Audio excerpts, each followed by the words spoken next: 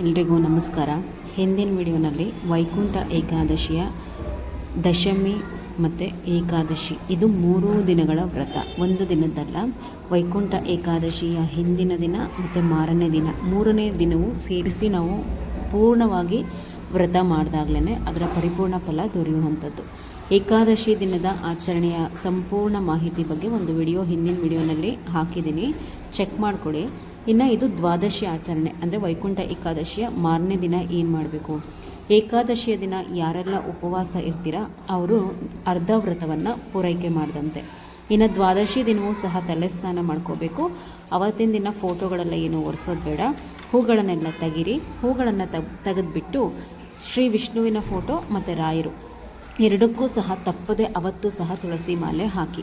ನೀವು ತುಳಸಿಯನ್ನು ಹಾಕೋದಕ್ಕೂ ಸಹ ನಿಮಗೆ ಕೆಲವೊಂದು ಫಲಗಳು ಲಭ್ಯ ಆಗುತ್ತೆ.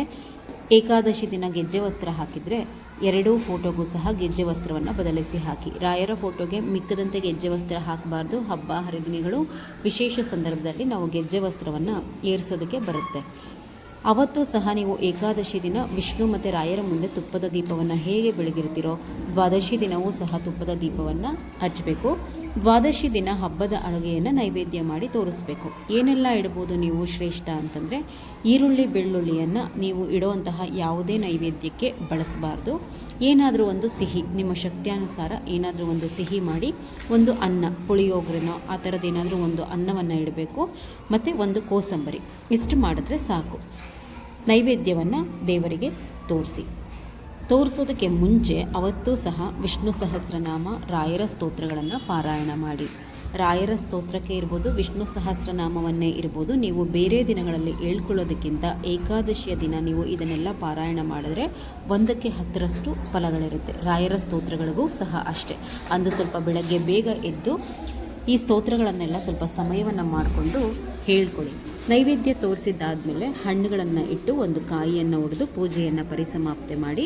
ಇದು ಧನುರ್ಮಾಸವಾದ್ದರಿಂದ ಅಡುಗೆ ನೈವೇದ್ಯವನ್ನು ಆದಷ್ಟು 7ರಿಂದ 7:30 ಒಳಗಡೆ ನೀವು ದೇವರಿಗೆ ನೈವೇದ್ಯ ತೋರಿಸ್ಬೇಕು.